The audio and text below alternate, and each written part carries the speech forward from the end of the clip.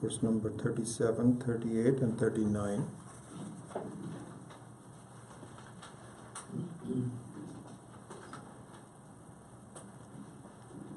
अन्वय व्यतिरेकाभ्याम पंचकोश विवेकतः स्वात्मानं तत उद्धृत्य परं ब्रह्म प्रपद्यते अभाने स्थूलदेहस्य स्वप्ने यद्भानमात्मनः सोऽन्वयो व्यतिरेकस्तत् भाने ज्ञानवभासनम्।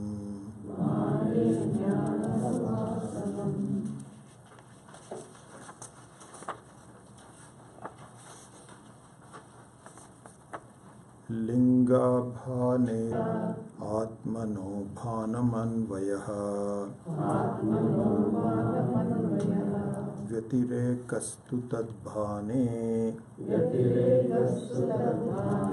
लिंगस्य अभानमुच्यते।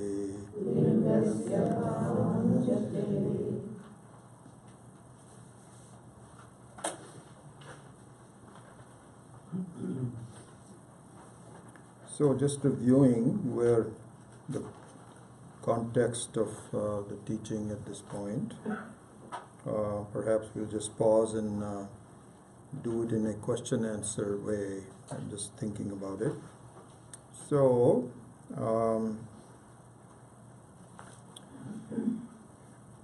the basic issue is that the jivas are in a kind of like a whirlpool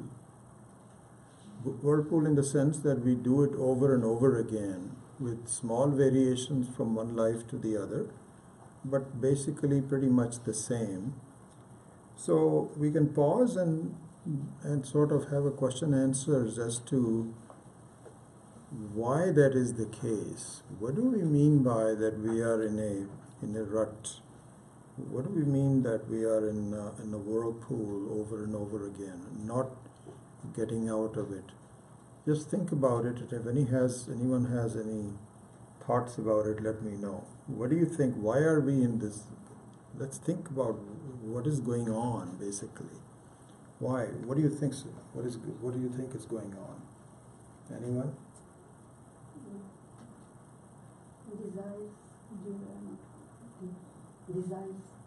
Desires, part of that. But why desires?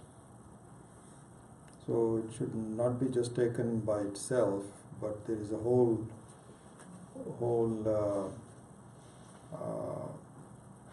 skew of things. The desire is one part of it, but the whole thing, why? Why does it happen?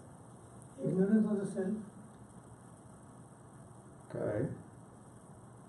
And then I'm looking for a more complete answer. Yeah. The fascination with the external objects. Yeah, that's all part of it, but it's not fundamental. That the fascinating is more of a karya, is an effect.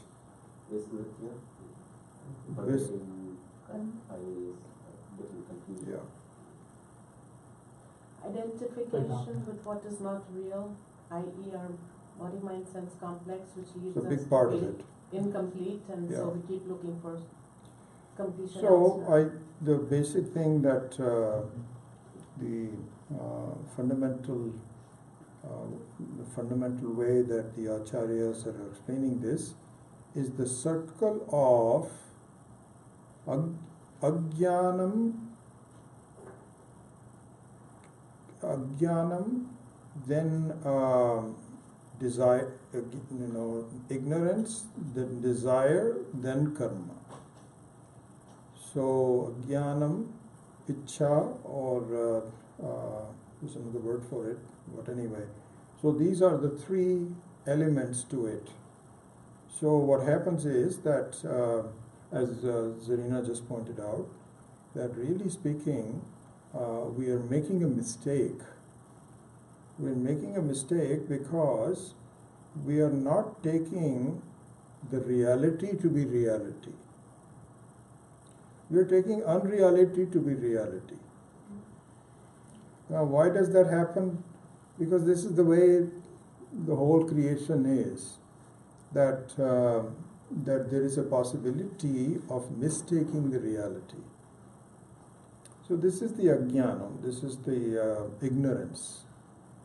And of course, the human being the very nature of a Chaitanya Vastu, as a very nature of Ishvara, cannot just simply sit still, because the effects of the ajnanam, the effects of this Brahma, creates problems for.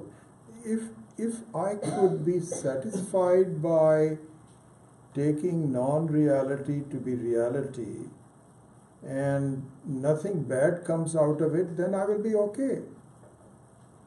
But that doesn't happen. What happens is that the non-reality of the whole world, the effervescence, the fact that it's completely changing, it is just like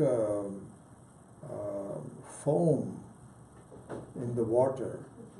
It just keeps on disappearing, and so when it disappears, I also get disappointed, because I think that the unreality is the reality, and so when the unreality is disappearing, then my reality is disappearing.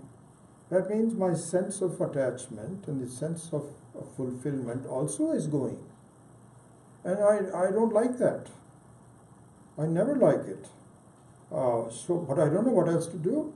And so what happens is that I create, so as a result of that, I create certain desires, as Bimla was saying, that the desires create in me, in essence, that I want to stop this change.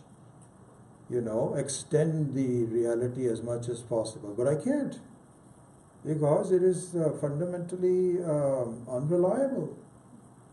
And so then in the process of doing that, what happens is that I take some actions. So that's the third part of this circle. So ajnanam, and then kamana or ichcha, and then karma. And so now one of the laws of the universe is that if I do a karma, and I do a karma with full ichcha, with a purposeful, not just casual karma, but I really want to do something seriously, then the results of the karma are given to me. This is the law of the universe. You cannot say, I'll forget about this one, this guy. And so the whole creation is meant in such a way that whatever you desire, you get it. Whatever you desire, you get it.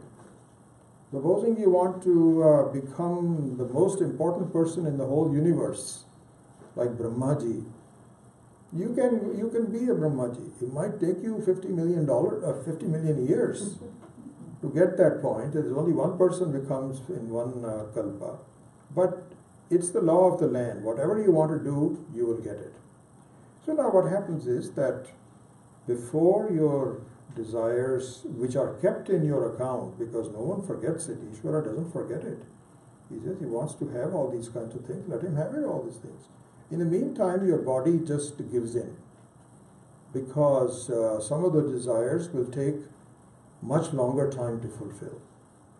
It's not going to happen right away. And in the meantime, the body itself is deteriorating. And so now you take another birth to fulfill those desires.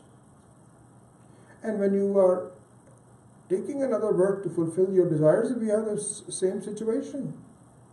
From A to go to B, B to go to C, and C to go to A. You're back again with some differences. some changes and so on. You say, well, next time I will be born in what one should desire, where there is a sense of independence, completion, infinity, self-reliance, total joy, which is the reality. And so at first I don't even know that's possible, but once it is possible, even then I don't go after it. Then, so it takes a while for me to really be focused on the reality. And so one of the things, I don't know whether it was in this class or something else, is that you can never fulfill your desires by trying to give them up by itself. It will not happen. This is not a recipe for success. The recipes for success is not that, I've got too many desires and I want to reduce them and so on and so forth. You can't, because there are so many of them are waiting in the wings to spring forth, and you cannot do that. And so the only way to really overcome the outward focus towards trivial desire fulfillment is to desire towards Paramatma, Parameshwara. Because the Parameshwara's results are exactly what I want, but I don't know it. And the results are that I am totally fulfilled. There's no dependence on time, place, or anything. This is the Ishvara's state. Vishnoho Padam. And so to reach the Vishnu's Padam, I need to understand that it's possible, then that's what I should do, and then turn away from trivial desires. That's the only way to get rid of desires. There's no other way to get rid of desires. So anyway, just a backdrop to the context that we should be very clear about.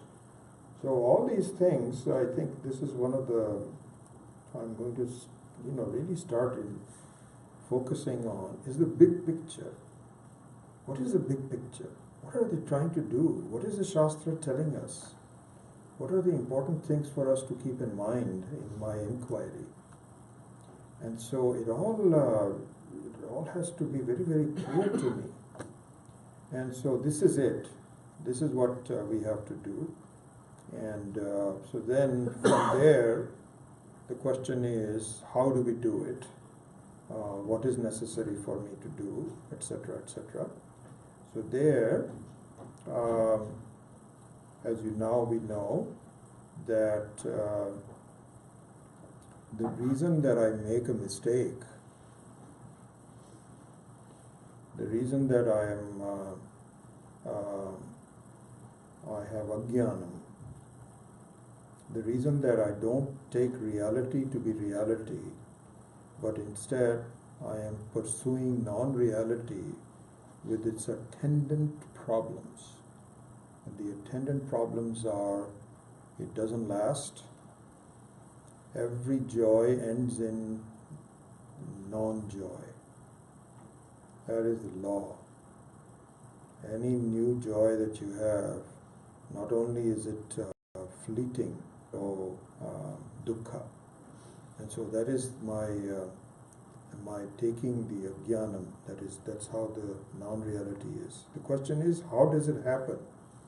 And the way it happens is, not that the total joy will suddenly appear to me,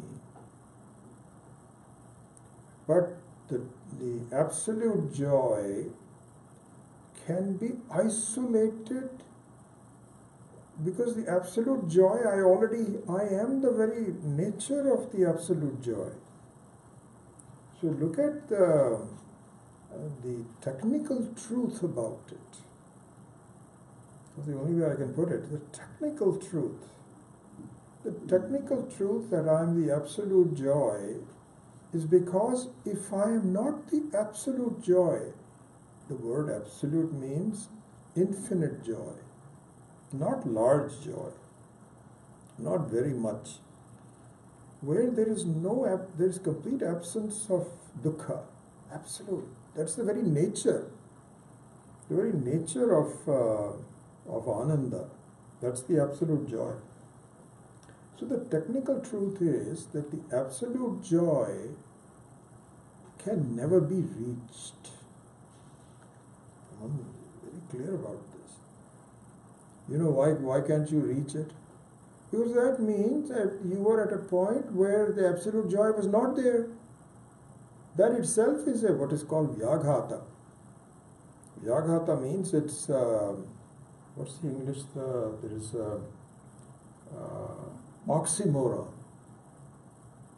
Vyaghata means it's an oxymoron. And so the typical vyaghata given is that I have no tongue. And somebody says, I have no tongue. This is called vyaghata. Hey, you are talking. And you need to have a tongue to talk. You cannot talk without. And you are saying, I have no tongue. It's called vyaghata. And so to say that I'm trying to reach absolute joy is a vyaghata. Vyaghata means that by saying that, you are eliminating the very definition of absolute love. So, if absolute means that the only thing is, it has to be praptasya prapti, no apraptasya prapti. It is not something that you can acquire, not reach or anything. But this is very part of the whole thing, part of the understanding of the whole thing. And so if this is the case, then the only thing that I can see, this is why that example of your child singing in a choir is so important for us to really dwell on, to really understand. And so the child's voice, it's not as though it was not there, but it was hidden, not clearly understood. So similarly, the absolute joy that I am, which I have to be, because if I say I am, see, this is another thing. When you say that Ishvara is Sarvagyaha and Sarvashaktiman, very powerful, absolute powerful, and knows everything, and he's everywhere. And then say, I don't know where he is. I'm trying to reach Ishvara. This is a vyaghata. Because you ask everybody, have you seen Ishvara in Milpitas 691? He says, I haven't seen him recently. He might have been there yesterday, but today he's not there. You go to San Jose, say, never saw him in San Jose. The poor Ishvara has no place to go. Everybody just, this is not right. So this is called vyaghata. So our approach is that Ishvara is there, in fact, as we will see, Ishvara is there as me. And I never disappear. Never. And so this is a clear case of Ishvara being Sarvashaktiman and so on. So I meaning me, the Chaitanya, the conscious person, not the one with the body, but my consciousness is never absent, never. Not possible it to be empty. So this being the case, then how is it that I am mistaking myself? Yes, that's a good question to answer. And the way we are doing that is because I failed to see it. Why do I fail to see it? Because of lack of discrimination. Lack of discrimination means that it is there, but it is mixed up with other things. This is how we derive the whole theorem. This is how we derive what the life is all made out of.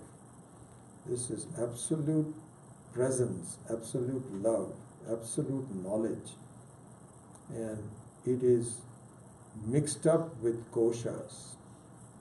And the example to see here, as I've said that a few times, a very simple example to really keep in mind, is that I cannot distinguish between space and air.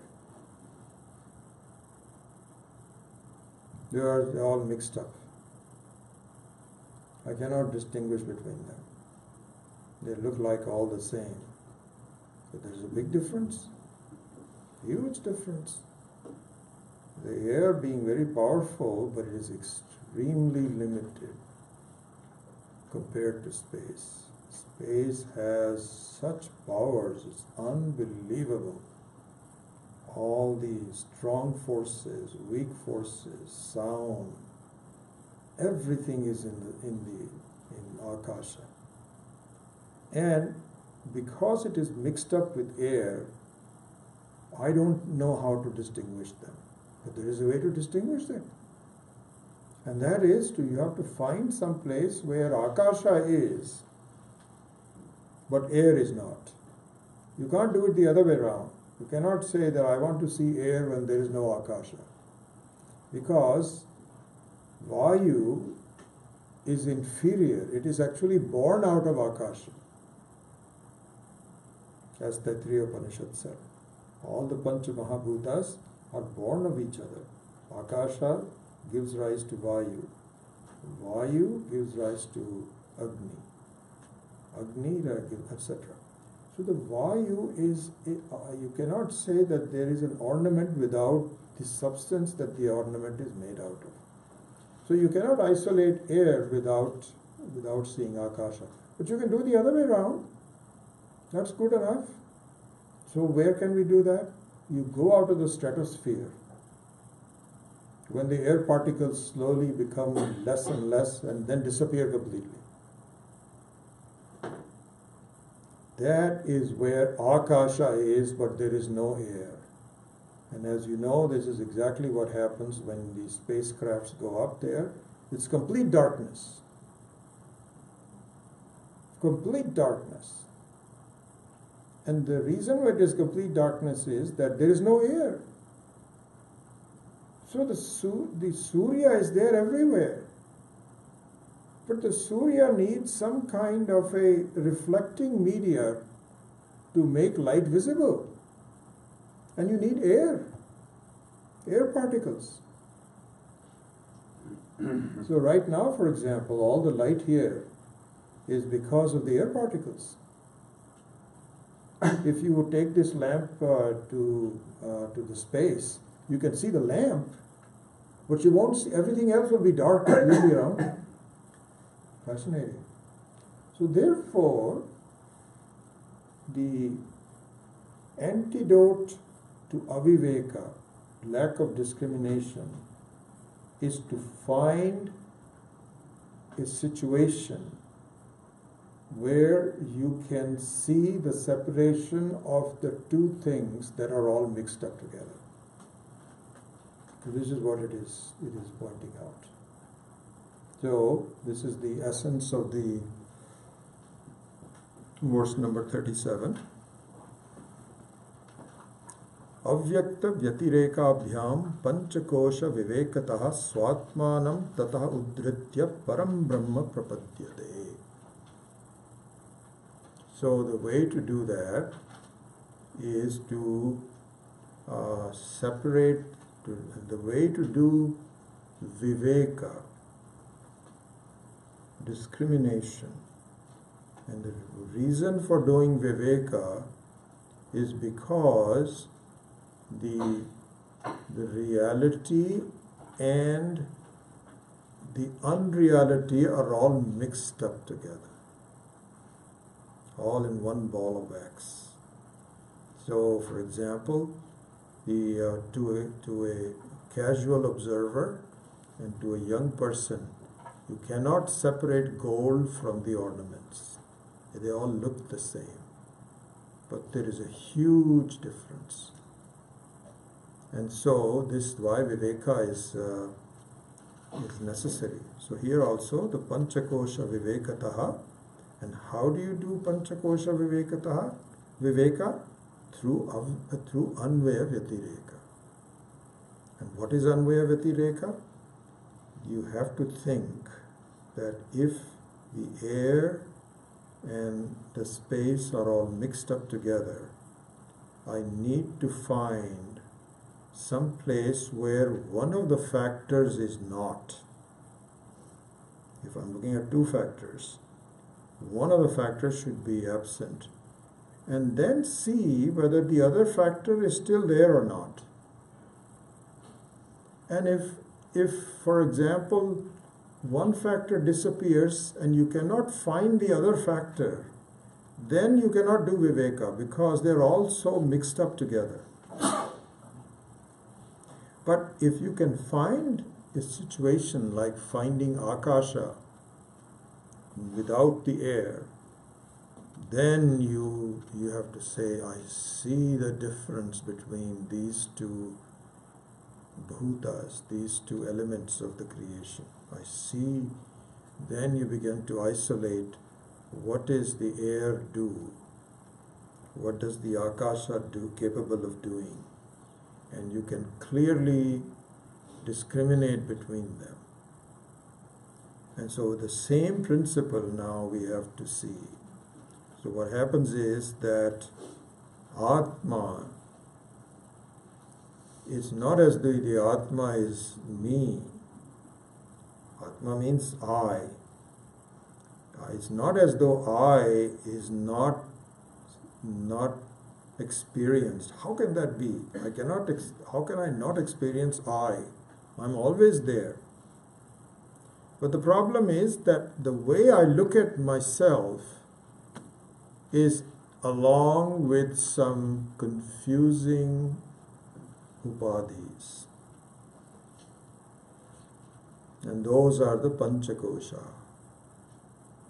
So when you say I am tall, or I am Indian, or I'm troubled, or I am so happy, then you see yourself along with these koshas, Annamaya kosha, Pranamaya kosha, etc. This is how you see it. And as a result of that, you are taken in by the non-reality. And the reality and the non-reality are all mixed up. You cannot clearly distinguish between them. And so therefore, to close off this whole thing, it is very important for us to do Anvaya Vyatireka. I have to find some situation where I am without the koshas. So this is what I have to do. Just like I have to find Akasha without the air, I have to find Atma clearly. Because right now they're mixed up together, and my only hope, which is a very important hope, to get out of this samsara of janma mrityu, janma mrityu, janma mrityu, is to do this viveka, through this Anvaya Vyatireka. Because I can see, first of all, that the Atma I'm told that the Atma is not what you take out to be. It is in fact free of any time, space limitations. So this we will hopefully study sometime, where there is a graduation, there is a gradual process. And so there's a very beautiful section that Swami Vidyaranya has given in the 7th chapter of the Pancadasi. My God, what a issue that we have to do that one of these days. So clearly laid out. So I think I mentioned that the other day also, perhaps in one of the classes. There are 7 things, the 7 processes that I have to go through. So they are Ajnanam, I won't go into the details of it, just mention it. Ajnanam, Avarana, Vikshepa, then Paroksha Jnanam, then Aparoksha Jnanam, then Tripti, and Shoka Nivaranam. These are the 7 steps. And so, when I said that I am told that the Atma is free of all limitations, then that is what is called the 4th step, which is Paroksha Jnana. Paroksha Jnana means it's some kind of a jnanam, because I have now a shraddha towards what is being said. Really the most important thing is to have shraddha, to have a certain respect that what I'm hearing is not poppycock. It is done with love and with someone who knows what he or she is teaching. This is the shraddha. This is why finding a right teacher is most important. And so, but at this point in time, and so there's this example of the 10th man story. We will actually take that. I'm just thinking, I'm gravitating to the idea that after all these, except for Bhagavad Gita will go on as a separate text, but the other 2 classes, instead of taking a whole text, I'm just going to take topics, and spend 10, 12, and perhaps we should even have a retreat for a weekend. I'm just thinking of it, and I was thinking right here, we can just have this, it's a small one, but we can have 3 classes on Saturday and 3 classes on Sunday and finish a topic instead of just, doing it once a week. Anyway, those are separate things that we need to do. But the 10th man story is a very important story where you don't think that the 10th man is, then you are told by a reliable person that the 10th man is alive. This is called Paroksha Jnana. But the person still has not realized that I am the 10th man.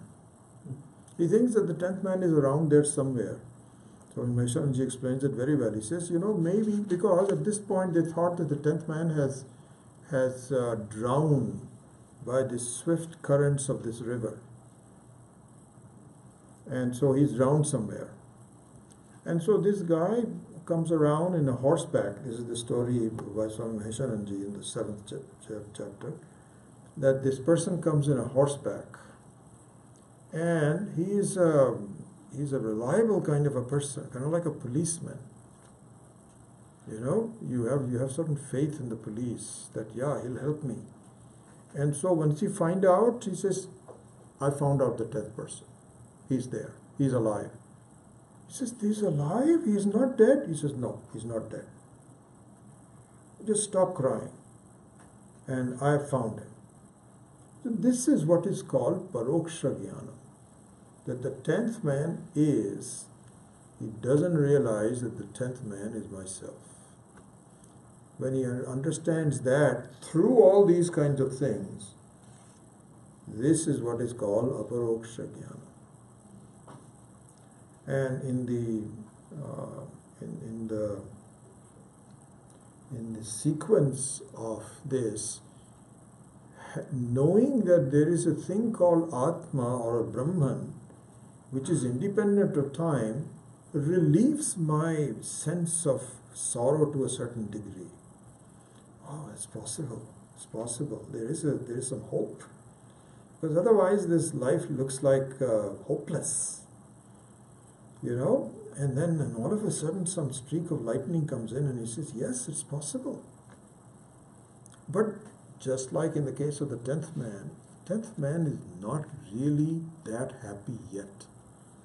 Because he still has some doubts. He thinks that this guy is going to produce the 10th man. He's a policeman and he's got a very wise person and so on. But until I see him, I don't know what to do.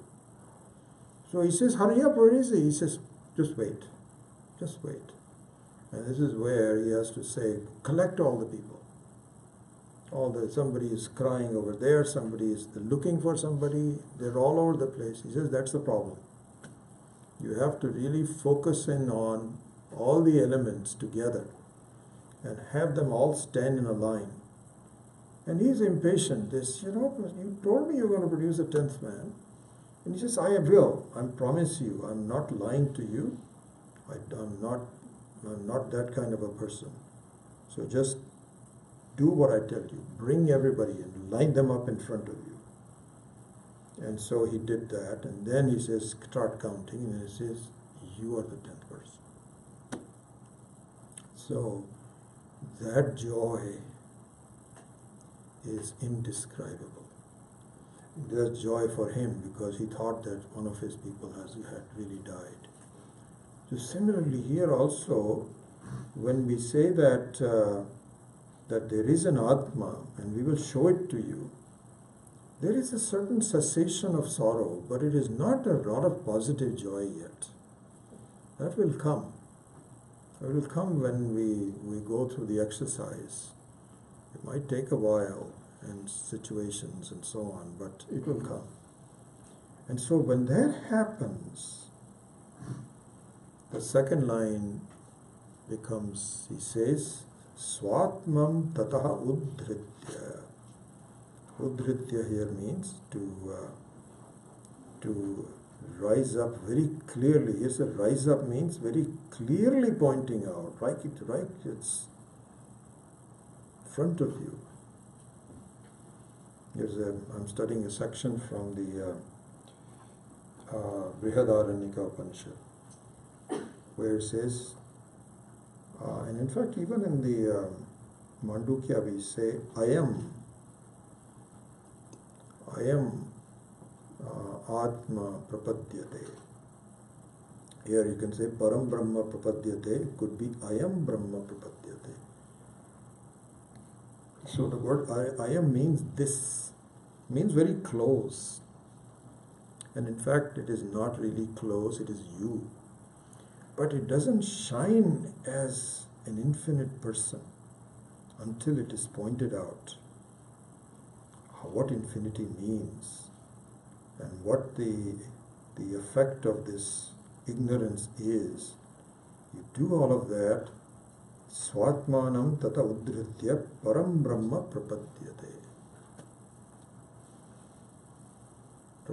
So prapadyate here means, we saw that one which is it's a gain of the already gained. Gain of the already gained, that my goodness, all this time, so this is what it is, that all this time I didn't realize that a sense of freedom and a sense of greatness of Ishvara is me alone. I'm just taking myself to be a small person. And in fact, I'm just the opposite. There's only one Parameshvara. And I am really not the Jiva, I am the Parameshvara. So that becomes very clear. So that is the process. So avivekataha anvaya vyatireka abhyam. There was something else I wanted to do. Yeah.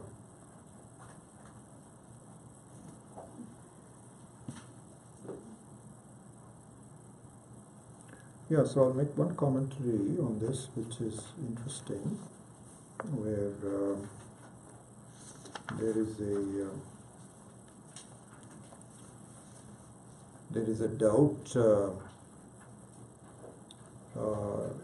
A doubt is voiced, and the doubt is this. You say, wait a second. I can see the discrimination between space and air because there are two equal things that are separate from each other. Air is also visible to me and Akasha is also visible to me, so they have the same degree of reality. So they have a sort of like a Vyavaharika Sat. So he says that I know, I understand that, and I also understand the process where you say they're all mixed up together and so on. But now we have a problem. In the example that you're giving, where you say that you need to discriminate between Atma and Anatma. So you're telling me that there are two things? This is the trick. This is one of those statements in the law when one of the lawyers points out. This is exactly what happens in the Brahma Sutra. Brahma Sutra is a very beautiful text. It requires a lot of background. I don't know when we'll be able to do it, but you need a lot of Sanskrit, you need all the background, but it's very enjoyable. I made a promise myself to read Brahma Sutra right as I'm having tea or right after that, before I begin the day. So beautiful, I tell you. Your mind is elevated into the nuances of this whole thing. So there also, the way Brahma Sutra is presented, it's kind of like a court of law. Supreme Court, actually. So the Supreme Court says, here's the case, and such and so on and so forth and so on. And so on one side there is the accuser and the other side is the defendant. And you're given time to both of them. And Swami Dayanand used to say that. He says, you know what? We understand more about Buddhism than the Buddhists do. We know more about Sankhya philosophy than the Sankhyas themselves do. And in fact, this is the way of the study of the Vedanta, is that you give equal time to them. You have to understand what they're coming from, and so you're able to answer it. So the Brahma Sutra does a marvelous job in saying, okay, what's your objection here? And then the other person is kept in abeyance, and then after that you turn to the Siddhanti. It's called Purva Paksha Siddhanti. And say, what do you have to say? And then it gives a judgment. And so there, the Purva Paksha is that we've got a problem here, guys. You are saying that I have to do a Viveka, don't you? And so there's a cross-examination. Says, yes, we are saying that. Isn't it true that the Viveka is done by two things? Yes, it's true by two things. Aha! That means that the Atma and Anatma are limiting each other. That means that the Atma, so either you give up your theory about discrimination, or you accept the fact that the Atma is not Sarvagya, Sarvashaktiman, Sarvasya Bhavam, and all those kinds of things. There's only one Atma. You've been saying there's only one Atma, one Parameshwara. You have to give up one of those two. It's a serious objection. So then, here, then there is a Samadhanam. Samadhanam means, here's the answer. And the Samadhanam is that in reality, you cannot have two things. There is only one reality. And if in reality there is an appearance of two things, then that is not absolute reality. Because the absolute reality means it has no counterpart. No counterparts. It's absolutely the only one. So the example they are given is that if you take a rope to have some other forms, and it could be, for example, a hose left in there, or a line of water which is curved, or perhaps what is called bhuchidram, that it has some cracks in the flooring, or a snake for that matter. So in all of these, you have a variety of different ways of looking at the rope. But the reality of the rope is only one. You can have a lot of projections against it, but the reality is only one. So in this case, the reality can only be a single one. And single means what? One and only. See, you cannot say single means one. That means there is another one. One and only. So then we say the next thing is that it is possible that you can have confusion between a single thing and a false imposition on it. That is possible. So you can say in the beginning that there might have been a rassi, there's a rope, but there's also some kind of a mala, some kind of a garland.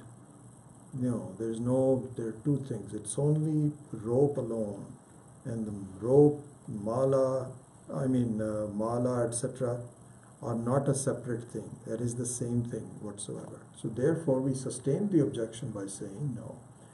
Atma and Anatma, in the initial phases, we will have to do a discrimination, but when the discrimination is done, the Anatma becomes mithya, and there is one reality only, which is the Atma. Anyway, so that's how the analysis goes forth. Now let us move on to verse number 39. So now what is being shown is, how do you isolate one thing from the other through Anvaya Vyatireka? How do you employ Anvaya Vyatireka in your life? So now let's look at number 39. So it says, Linga Abhane. No, I'm sorry, we're not done even 38. Yeah. So let's look at 38 first. This is, same thing. Abhane sthula dehasya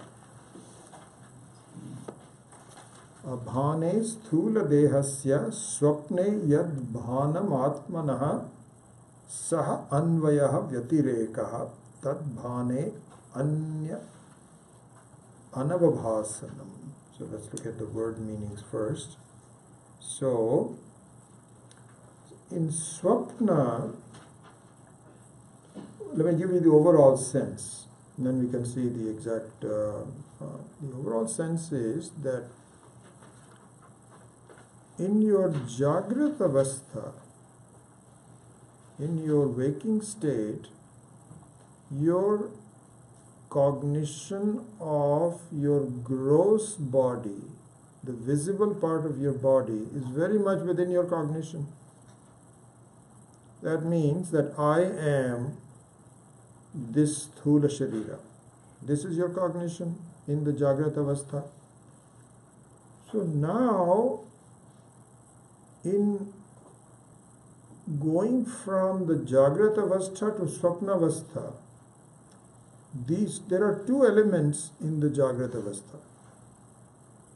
Before going to the Swapna Avastha, there are two elements in the Jagrat Avastha, like air and space.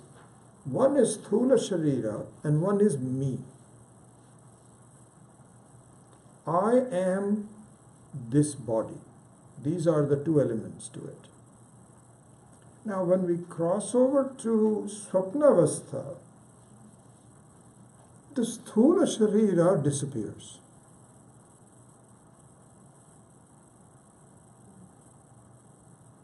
But the I remains. So now, through this process, we can see that the I is the Anvaya and the Sthula Sharira is the Vyatireka. Just like in the case of air and space, you can have air disappear, but the space does not disappear. Similarly, I do not disappear. How can you say the I doesn't disappear? Because I remains as the dreamer. I am dreaming. So when you say I am dreaming, or when you had it later on, you find out you actually say I am such and such, I have a dream body, and you are actually doing a lot of interesting things in the dream. But just to look at the the result of the dream, I am a dreamer. So when you say I am a dreamer, it is the same I. It's not a different I. So for example, if it is a different I, then you ask someone, did you have a dream last night? He says, I don't know what you're talking about. I was never there. That's not true. You say, oh, I had a dream and I had a strange dream and this, that, or the other. I had a nightmare and woke me up. It's the same I. Who was the awaker? Who was also the dreamer? So the I remains the same, which is unaware. And what disappears is the sthula sharira. This is what his verse is saying. He says, Swapne, in dream, sthula dehasya abhane.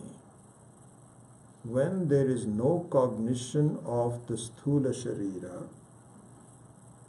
yat bhanam atmana, even though the atma's bhanam is still there, he says, saha anvayah vyatireka. This is called anvaya vyatireka. See the meaning now? It should be clear to you that the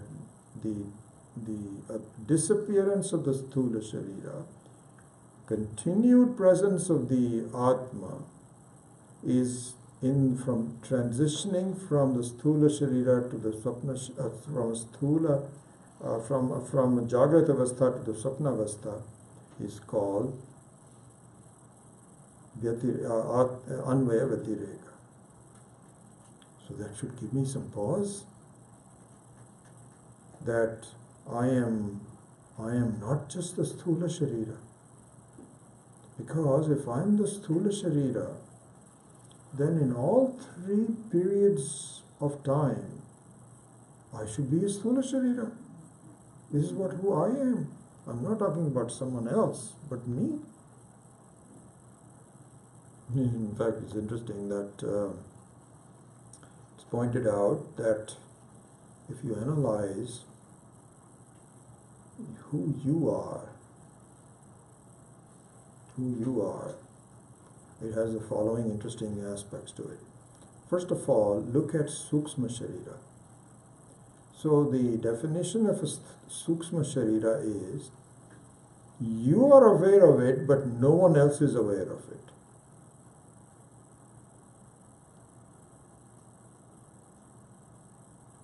So you are aware of your thoughts, you are aware of inside, what's happening inside your body, etc., etc. No one else is. This is called Sukshma Sharira. Okay, so set that aside for a second. Now let's go to the Sthula Sharira. So there is a difference now. In the Sukshma Sharira, it is totally visible to you, but invisible to anyone else. In Sthula Sharira, a new problem comes up. What is the new problem? In Sthula Sharira, everybody else says this, and you say it is me.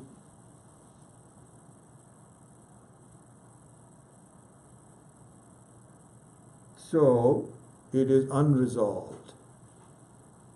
It is kind of like saying, I say it is blue and you say it is green.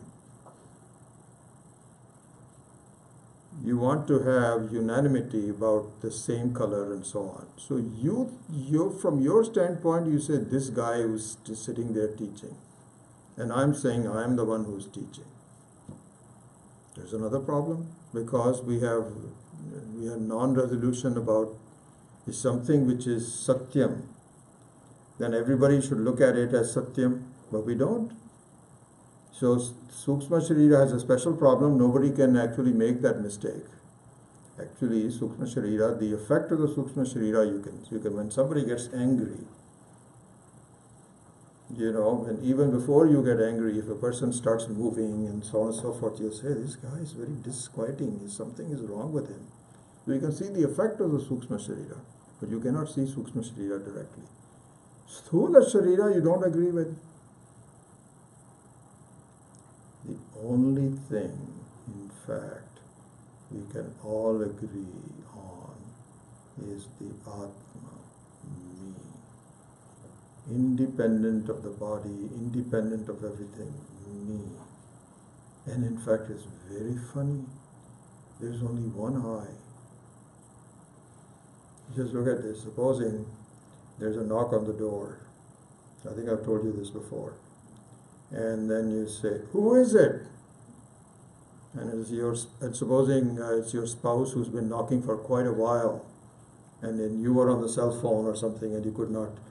And your spouse is getting angry. Where is this supposed to be? So he says, then finally the knock. Who is it? I. He said, that cannot be you. That is I, am I. You take a different name. No one takes a different name. There's only one I. Everybody says I. So you see, there's no conflict. There's a conflict in Sukshma Sharira, there's a conflict in Sthula Sharira, but in I there is no conflict. Everybody says I. And in fact, your I and my I is the Parameshwara's I. There's only one I. One Chaitana Vastu. Then you surround that I with all kinds of your specialties, and I surround my same I with all kinds of my specialties, and we become different from each other. It's just like the same water, but one wave is bigger, one wave is smaller, one wave is angular, one wave is straight. Same water. Anyway, so that's a different thing. But here, now we can say, so abhane sthula dehasya swapne yad bhanam atmanah saha anvaya vatirekah tad bhane anya anabhasanam. So the second line says anya anavabhasanam. Let me see, understand in the dream there is a non-cognition of the gross body. The illumination of the Atma is still there, and that is its continuance, Anvaya. When the Atma illumines, whatever non-cognition of the gross body is there, that is the discontinuance of the gross body. So it just simply explains the first line. What it's saying is that so just look at this. Saha anvaya vatirekaha. This is explained further in the last quarter of the second line. Tat bhane. Tat bhane means in its cognition, the Atma's cognition, anya anavabhasanam. The sthula sharira is not illumined. It is made disappears. So it explains the same thing pretty much the first. So when there is illumination by the Atma, but what is illuminated disappears. So that's how the first Anvaya Vatireka is. Now let's move on to the second Anvaya Vatireka, which is given in verse number 39. Number 39 says, Ling abhane sushuptau syat Atmanah bhanam anvayah vyatirekas-tu tadbhane lingasya abhanam uchyate. Okay, so now we have another issue, and that is that we are cognizing our subtle body in both the dream state and in fact even in the waking state. The waking state also, when you have thoughts, that is kind of like your linga sharira. You are eliminating your linga sharira. Linga sharira means the subtle body, which is not visible by itself, but you can see the effects of it. That is what is called lingam. So you are aware of your thoughts and so on in both the Jagrat Avastha as well as Sushupti Avastha. So it's one thing you can say, wait a second, if that is the case, then the Linga Sharira should also be in Anvaya. You see, if you are just comparing the waking state and the dream state, there is a non-continuation of the Sthula Sharira. So that becomes a Vyatireka.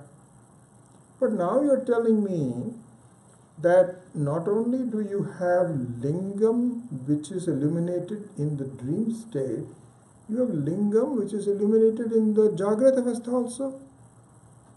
And we studied this in Mandukya Upanishad in great detail in the Karika, that really speaking, your Swapna Avastha is not just in Swapna Avastha, it is also embedded in the Jagrata Avastha. Especially when you are daydreaming. Your eyes are open, but your thoughts are someplace else altogether. And in fact, every time you look at things through your own mind, as good or bad, that person is very good, that person is very bad, all those kinds of things, it's like a dream. There's no reality to it. You have your own thoughts onto it. So now we have a new problem, which is, I thought you'd said that there is no Anvaya of your Anatma. Anatma, Sthula Sharira you have eliminated, I agree with that. But the Linga Sharira is still there, both in the Jagrata Avastha as well as in dream state. So 39 addresses that. He says, in the deep sleep state, even the Linga Sharira also disappears. Linga Sharira also disappears. In the deep sleep state, you are not thinking, you are not moving, you are not walking, you are not grasping, you are not eating. All those things that are all the Linga Sharira does, along with the Sthula Sharira, none of them are there. None of them are there. So there is Vyatireka of the Linga Sharira also. This is what it is saying. Sushuptau Linga Abhane.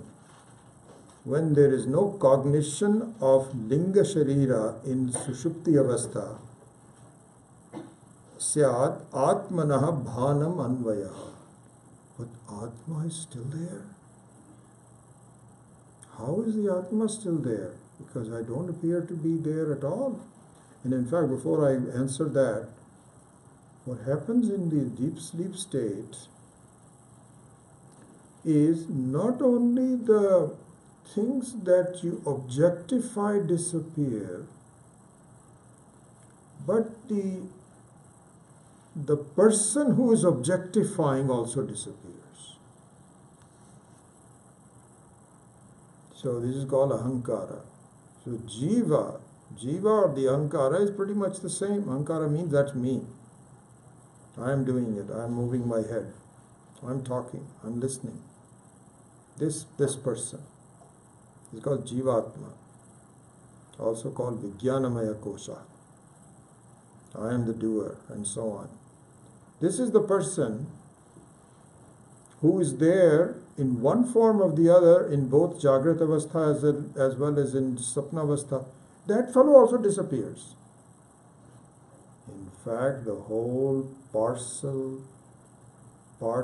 and parcel disappear. Both the things that you objectify disappear, and the objectifier also disappears. But Atma remains. How do you say that the Atma remains? This is another thing. This is the final, actually this is the most important discrimination that we have to do, ultimately, Viveka. This is the Viveka that we have to do. And that is, I cannot distinguish between myself, the Atma, and myself, the Ahankara. Just like the air and the space, these two are all mixed up together. I don't see that. We begin that process by looking at 39. That the ahankara disappears, but the Atma remains. How does the Atma remain? Why do you say that? It's because of the recollection of the deep sleep after you leave the deep sleep. You cannot have recollection unless you have collection. This is the thing. That's exactly right. He says, did you have a good sleep? And then the person is not answering. He's doing something else. Hey, I'm just asking you, did you have a good sleep? No, the question doesn't make any sense. What are you talking about? What sleep? Where? What? We don't say that. We'll say, yeah, I got up a couple of times, this, that, the other, but I was able to go back to sleep, whatever. And then, yes, in the morning I slept very well. How can you say that unless you were there and you actually had the experience of not knowing anything, and you enjoy that? So therefore, the Atma was there. Atma was there. And immediately you understand the question and you readily explain it by saying yes. Or you can say, no, I had a bad sleep. Whatever. But you were there in the deep sleep in one form or the other. So that's what 39 is saying. Linga abhane sushuptau syat atmanaha bhanam anvayaha. So the Atma is still there. Vyatirekasthu tadbhane lingasya abhanam uchyate. That means that the Vyatireka, now first he is explaining what Anvaya means. Anvaya means that the Atma is also there when the Linga Sharira disappears. And the Vyatireka is explained in the second line, which says that even though the Atma is there, the Linga disappears. So he's looking at both sides of it, that's all. So this is the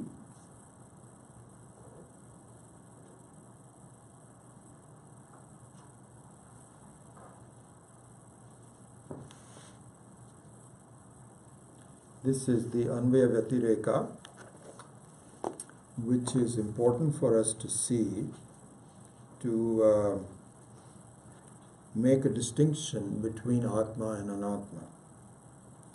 So one last thing, and then I'll leave some time for question.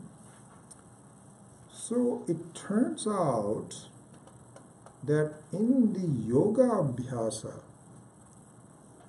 in yoga, Patanjali's yoga and so on, there is a process, asana and then etc., then dharana, and then savikalpa samadhi, and then you have nirvikalpa samadhi. In the nirvikalpa samadhi, you are just there as an awareness, and there are no thoughts. And so that is, with a lot of practice, this can be achieved. And we agree with that. It can be done. It's not that big a deal. It can be done. Difficult, but it can be done. So it would appear that there is similarity between a nirvikalpa samadhi and a jnani. Because in fact there is, and we would say that there is closer similarity between nirvikalpa samadhi and deep sleep. Deep sleep. And why do we say that? Because the Vedanta acharyas say that the ignorance which causes a non-reality to be taken to be reality is still there in deep sleep. Is still there. The only difference is that in deep sleep the effect of this ignorance is not there. But as a Karana Sharira, So we really speaking, we have three shariras. Sthula Sharira, Sukshma Sharira and Karana Sharira. In a Karana Sharira, the nature of the Karana Sharira is Ajnanam, which says, I don't know. So in Nirvikalpa Samadhi and in deep sleep, those two are there. So why do we say that, and what's the problem with that? The problem with that is that getting up from deep sleep, you're not any wiser. See, if deep sleep, in which the Linga Sharira also disappears, Sukshma Sharira also disappears, Sthula Sharira also disappears, and you have complete cessation from sorrow, which we agree with, because even if you have a lot of pain and suffering in your life and so on, it all disappears. So it looks like deep sleep is a very beautiful state.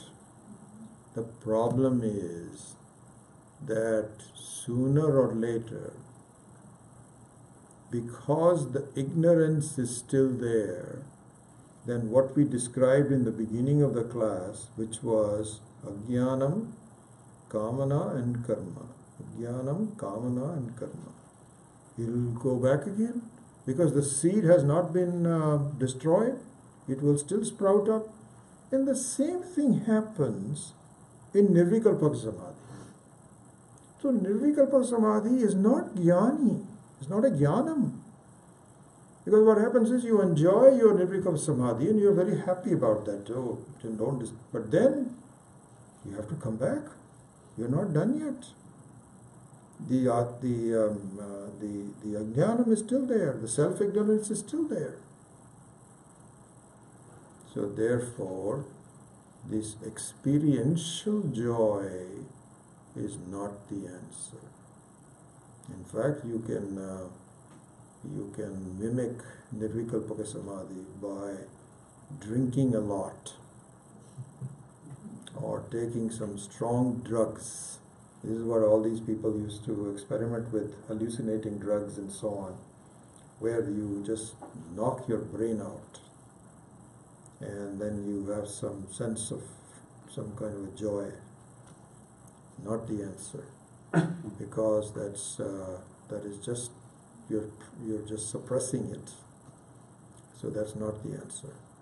And the reason is that, if you look at this carefully, reason is because a person in samadhi has not yet rendered the objects of the world as not real.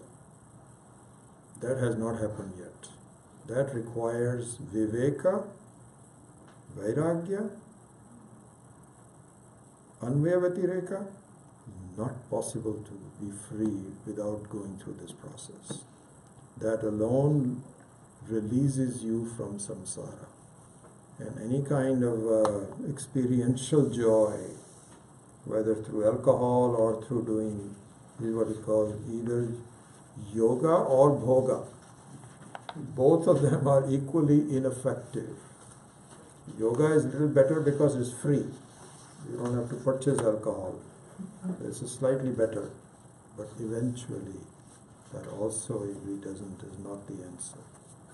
And so the only answer is to destroy the ignorance of the anatma being taken as real. So that's the whole process by which this is being presented. So with that I'll close it. Om Nasato Ma Satgamaya Tamaso Ma Jyotirgamaya Mrityu Ma Amritangamaya Om Purnamada Purnamidam Purnat Purnamudachyate Purnasya Purnamadaya Purnameva Vashishyate Om Shanti Shanti Shanti Hari Om Shri Gurubhyo Namaha Hari Om.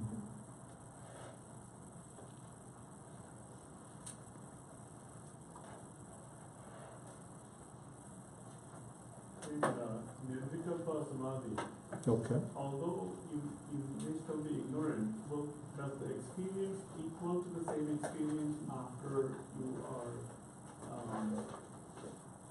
in another? Yeah, No, it'd be just like deep sleep. it is just like deep sleep. But That's it. Yeah. You sleep here also, there's absence of dukkha. There also there's absence of dukkha. But the very positive joy is absent in both of them. There is absence of negativity, but there is no presence of positive joy. One person in Nirvikalpa Samadhi is aware of this, that's why it's a stage where he is So, aware of even though you are aware, first of all, in the Nirvikalpa Samadhi, there's no thoughts. So you don't have a thoughtful awareness. So you just have awareness and ignorance. And the ignorance is that when I come back from Samadhi, things will still bother me. In fact, as a person coming out of Samadhi is more angry than anything else because he enjoyed it so much. He says, why do I have to, even if he has to go to the bathroom himself, nobody is working him up.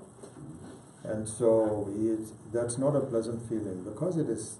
So the main thing is that the ignorance of other things as being non-real, that ignorance has not been removed yet. So the real Samadhi, what is called Sahaja Samadhi, the Sahaja Samadhi means that it doesn't matter whether you are in Samadhi or not. Once you have rendered what is real, what is unreal, then things don't bother you. Things bother you because you haven't really analyzed the whole situation properly with the help of the Shastra. Yeah.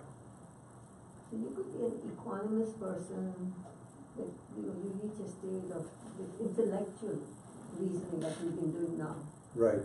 and let things not bother you, but you're not in Samadhi. So, I'm not sure what you mean by. But all this intellectual reading and understanding and knowing that this is all your nature, but yet not experiencing it. Yeah, so we'll talk more about that. That is not the right way to look at it. It is not exactly intellectually I understand it, experientially is not the right way to look at it. I don't understand it yet. I have a semblance of some intellect clarity, but it is not reality. You don't have the experience yet. There is no such thing as an experience. That means that I have to be just totally clear about it. We are already having an experience, but it's a false experience. So the experience of the fact that I am already free, that experience is only done when I have removed all of my doubts. And so until that happens, there is ajnanam. This is also ajnanam. It's a little better than the other ajnanam. But there is no such thing as intellectual knowledge. There is only one knowledge, and that knowledge is the one that tells me that my reality is that I'm totally free. Even if I'm what I think of myself as a non-free person is gone. And so that is so this is an important thing you're bringing up, and that is often understood to be intellectual knowledge and experiential knowledge. That's not true. It's all ignorance until the final knowledge takes place. And that requires a lot of analysis, questioning, thinking, and repetition. We'll go into all of that. All that is going to come. Okay. Yeah. Yes. The way I understand that Samadhi and Sushupti Avastha may be very similar, but there is some element. We can say there is some sattvic versus tamasic affiliated. Yeah. How we don't know. No, that I think I can understand that. You can little differentiate. There's a little That's difference. positive. This is more like totally inert, Well, the thing to look at that is that even Ishvara has made this such a beautiful creation. Even a criminal who has just murdered someone, just murdered that day, when he goes to deep sleep, his sense of guilt and the murder is all gone for a short time. It will come back tomorrow when he wakes up. And so this is an amazing amount of gift that is given even to a papi. But to the person in samadhi, you can consciously create that by good living and through all the Ashtanga yogas and so on. You can consciously create it. So in addition to the deep sleep at night, you can recreate it even while you're alive. Even while you're awake, sorry, not alive, but when you're awake. But only for a short time. Only for a short time. So in that sense, yes, a sattvic samadhi is in that way different from deep sleep. But the important thing is that even a papi can have a deep sleep for 7-8 hours. That's an amazing thing. Because actually they don't. They cannot sleep very well. They don't. But at least if they do sleep for a short time, it's very possible. But they cannot. Another question. Yeah. So we talked about the Vyaga, but typically we say Vadato Vyaga, right? Vadato Vyaga. Okay. We don't say just Vyaga, right? Yeah. It's a contradiction. What we say that's what I understand. No, I mean what Mai was saying was that the absolute Vyaghata, sorry, not Vyagha, but Vyaghata. Vyaghata is to say that I cannot talk.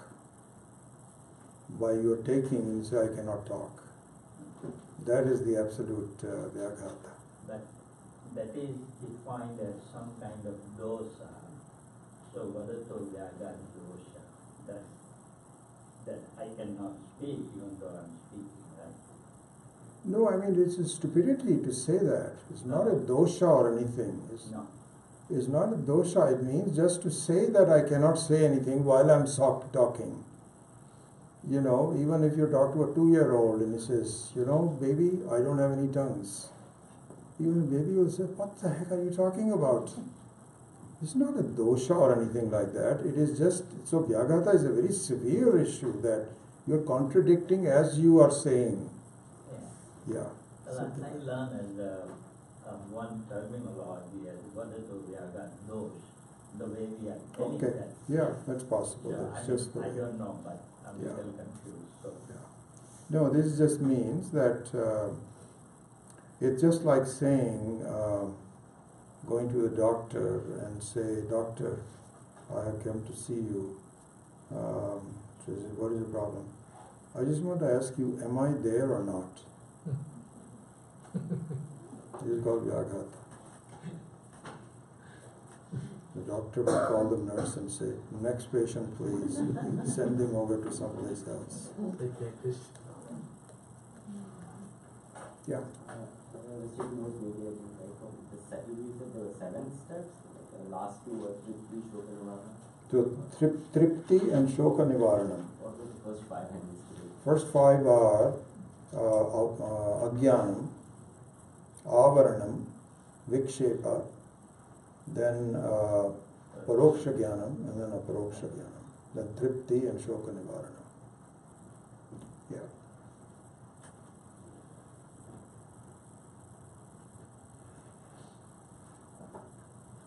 The one question I had was, is the sound okay in the back of the, There's no problem? We can continue with this. Why do we have to, I think that's like $2,000 to put all these things on the top and so on. You saved 10,000 already. No, not 10,000, it's a combination, some of which we have to do.